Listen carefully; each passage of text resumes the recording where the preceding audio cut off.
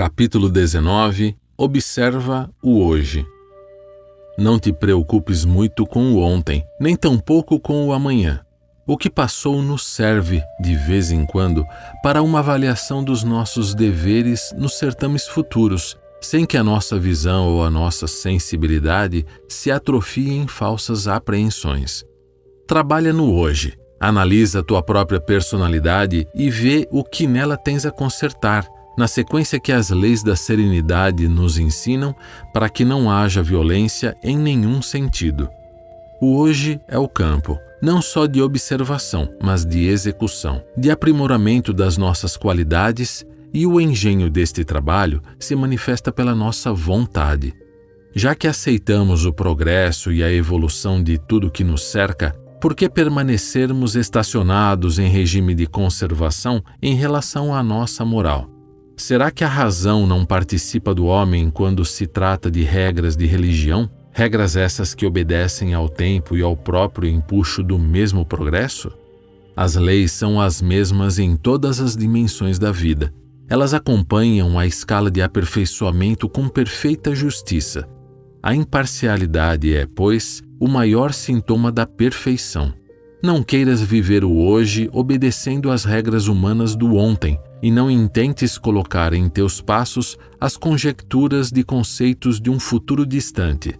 Muitos entram em desequilíbrio por quererem viver o presente sob a influência do passado ou então passar os dias de hoje viajando em carros invisíveis do futuro. Certamente que somos influenciados pela conduta que tivemos. No entanto, o agora serve para limparmos estas mazelas, sem lhes darmos maior atenção. Com a modificação interna dos nossos sentimentos, marcamos para os tempos que se aproximam a era de Aquário, da renovação das criaturas que anseiam pela felicidade, ajudando-os a pensar e a falar, a conhecer a verdade para que essa verdade os torne livres das pesadas algemas da incompreensão. Estamos entrando na época de luz, onde nunca mais se poderá esconder a sabedoria. Ela se apresenta por si mesma sob a égide do grande mestre da fraternidade cósmica, com a mensagem do amor para todas as criaturas. Concentra-te no que deves fazer agora e faze o bem, primeiramente a ti mesmo, sem que o egoísmo invada o teu coração. Investe com todas as tuas formas para a conquista dos bens imperecíveis que devem ser entregues aos sentimentos, sem que o orgulho interrompa os teus esforços. Depois de preparado para o grande empenho de servir, serve sem constrangimento em todos os lados em que fores convocado para ajudar. Nesta hora, alimenta o desprendimento e evoca as forças do amor para que o perdão entre em evidência, fazendo a transformação devida. Morre o homem velho e nasce o homem novo, forjado pelos cromossomos divinos para o futuro. Assim, já podes ajudar a futura geração com condições altamente sensíveis, de maneira a amar por amor, sem que as exigências costumeiras se associem. Faze alguma coisa, hoje mesmo, por ti próprio, sem pensar no que vais receber amanhã. A natureza cuida disso e te entregará tudo o que for teu pela lei da justiça palpitante em todo o universo, regendo a interação do espaço cósmico. Capítulo 19. Observa o hoje. Bom, viver o hoje, esta é a grande mensagem do texto, porque o ontem é passado, passou e não volta mais, e o amanhã virá e não sabemos em que condições virá.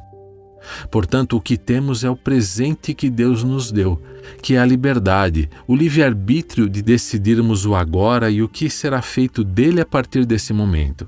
Como disse Chico Xavier, você não pode voltar atrás e fazer um novo começo, mas pode começar agora e fazer um novo fim. Profundo, né? Quem sofre com o passado fica deprimido, e quem sofre com o futuro fica ansioso. Então, temos que confiar mais em nós e aprendermos sim com lições do passado. Procurar não cometer mais os mesmos erros, mas não sofrer pelo que passou. Se aconteceu, é porque de certa forma tinha que acontecer e tínhamos que aprender algo com isso. Se pensarmos por um outro ponto de vista, é melhor nos arrependermos do que fizemos a nos arrependermos do que não fizemos. Lógico, né, gente? Estamos falando de bom senso aqui e não de ter feito um monte de besteiras que contrariam a lógica e os bons costumes e depois nos arrependermos. Não queremos aqui encontrarmos nenhuma desculpa para sermos fora da lei no passado, não. Mas se nós arriscamos fazer algo no passado que parecia correto e no fim não foi correto, vamos entender isso, vamos perdoar ao próximo se foi ofendido, perdoar a nós mesmos, dependendo do que fizemos, mas não sofrermos por aquilo que aconteceu. A morte, por exemplo, ela é certa na vida de todos. Nós temos o hábito de falar, nós perdemos fulano. Nós não perdemos, ele não era nosso. Ele é do mundo, ele é do universo, ele pertence a Deus, vamos dizer assim. Então, a dor é certa. A pessoa desencarnou. Isso é certo que vai acontecer com todos nós. Agora, o sofrimento é opcional. Nós não podemos sofrer para o resto da vida. E se nós sofremos, é porque nós estamos permitindo isso. Nós estamos sendo egoístas com nós e com o mundo em acharmos que nós somos os maiores sofredores do universo e temos que prolongar esse sofrimento. Não adianta. Sofra a dor, que é momentânea, né? Vai passar aquele período e depois restabeleça-se e tem que seguir a vida. E aí ele menciona, né, que nós estamos numa época de transição e já que nós aceitamos com tanta facilidade o progresso e a evolução das coisas, por que nós ficamos tão estacionados no que diz respeito à nossa própria evolução moral? As ocorrências surgem em nossa vida para nos impulsionar ao progresso. Então, nós temos que aceitá-las, aprendermos a lição, incorporar novos padrões em nossas atitudes e seguirmos em frente. E aí, como já foi falado antes, o perdão ele é fundamental para nós nos desprendermos, nos desligarmos do passado. Uma outra coisa importante é que as regras mudam, até as próprias regras da sociedade. Então, atitudes que eram aceitas no passado, que tinham um certo efeito no passado, elas já não têm o mesmo efeito hoje. Assim como as de hoje não terão o mesmo efeito no futuro. Então, vamos abrir o nosso coração para a mudança e fazermos do presente o laboratório do qual nós aplicamos sempre o melhor de nós, sem ressalvas nem restrições, apenas os aprendizados do passado, e colocarmos Deus à frente das nossas decisões. Se nós fizermos isso, ou seja, eu tenho uma decisão difícil, seja de decidir algo importante na nossa vida, vamos colocar os nossos valores para pesar essa decisão, porque muitas vezes nós não temos a lógica para nos suportar numa decisão, porque nós não temos informações suficientes para associar A com B e chegar numa resposta de C.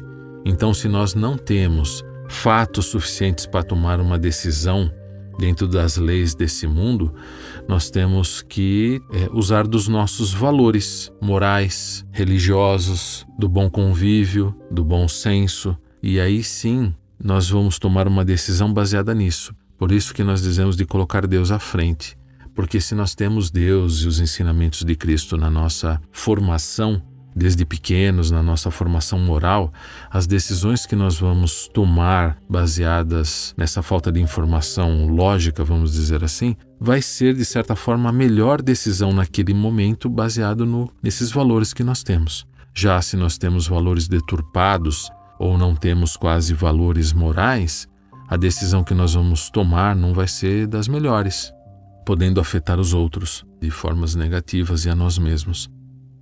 Ainda falando sobre o passado, é interessante porque a depressão, que é o mal do século, como eu falei bem no começo do texto, isso não é uma conclusão óbvia minha, mas é uma conclusão, é um ensinamento desses nossos amigos espirituais. Eles falavam justamente que a depressão é o sofrimento pelo passado e a ansiedade é o sofrimento pelo futuro. E a ciência, através de pesquisas, está chegando a essa conclusão.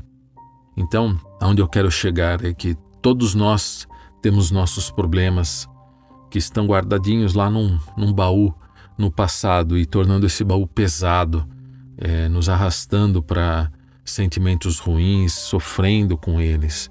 E muitas vezes o que precisa é que alguém abra esse baú e permita que essas coisas sejam jogadas ao vento e sejam levadas para longe. Pode ser por uma conversa, isso pode acontecer pela religião, mas principalmente às vezes as pessoas precisam simplesmente falar, expor esse seu sofrimento, né? Aliás, isso é o que nós vemos mais nos centros espíritas, nas casas que recebem as assistências. Muitas vezes elas vão procurar para ouvir um conselho, mas muitas vezes o que você percebe é que elas querem simplesmente falar, e só delas falarem elas já se sentem melhores, porque alguém mais está sabendo que aquilo aconteceu por aquele motivo, e não por uma culpa dela ou que aquilo ia ficar para o resto da vida escondido. Então é aí que eu volto, e para finalizar esse texto, eu digo que é onde nós precisamos dos outros e os outros precisam de nós nessa jornada. Nós fazemos parte, querendo ou não, dessa evolução, dessa melhora do próximo, assim como eles de nós. Nós não vamos conseguir evoluir vivendo isolados como eremitas numa caverna ou no alto de uma montanha, não. Nós precisamos da convivência, nós precisamos do próximo ao nosso lado. Fiquem com a paz do Cristo.